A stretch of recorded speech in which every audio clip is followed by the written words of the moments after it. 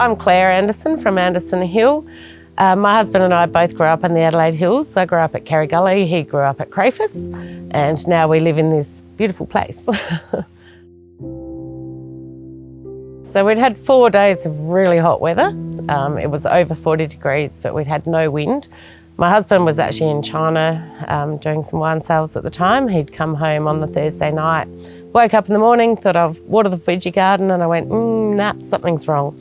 And I went and had another coffee and checked my phone, and within a minute there was a fire at Cuddly Creek. Woke him up, we put our fire plan into action straight away.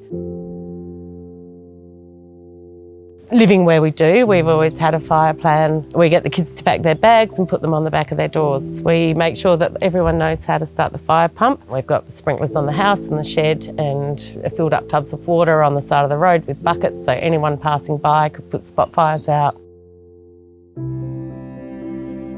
Within 20 minutes, we had a phone call from our friend saying, get your action plan going, this fire is coming your way, we can't stop it, it's big. Within an hour, we could see the fire coming up over the hill, and behind us here is where the fire went. We couldn't smell smoke for a good 2 hours into that fire. It was going completely in a southerly direction, and we felt fairly secure and safe, to be honest. I was ready to stay and defend, but then it came in a second wave, and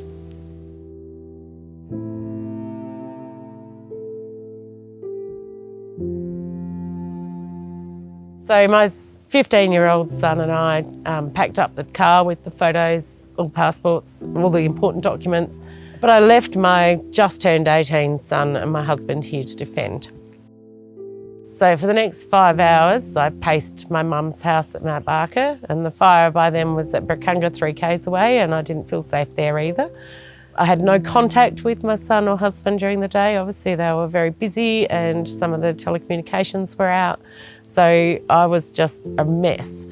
At about 4:30, my husband called me and said, we're starving, we haven't eaten all day, it's safe to come home.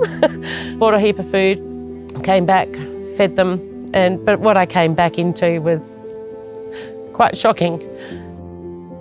As I drove up the driveway, I realised that all the stringy barks up behind the house, almost to the house, were still on flame and fire, up 10 metres in the air. And the vineyard was looking horrendous. There were posts upended, on fire. Everything in the distance was black and gone. We lost 45% of our grapevines, which in recovery terms is about 3 or 4 years to replace those vines.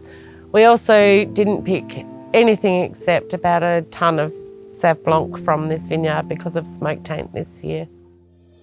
2 days later, obviously we didn't have any power here. We borrowed a generator from a friend, and finally having a nice hot shower, my husband walked in and said, right, we're all going to pull out irrigation and burnt posts out the vineyard. And so I got on Facebook, and within half an hour, had 30 volunteers to come and help us. Community support has been amazing. Our volunteers have just been so helpful from our local community and our friends group, but also people that you wouldn't even expect to see. So yeah, there was a lot of people that came out of the woodwork to really help and support, and the community really came together. The fire, my experience with that, I never want to see it again.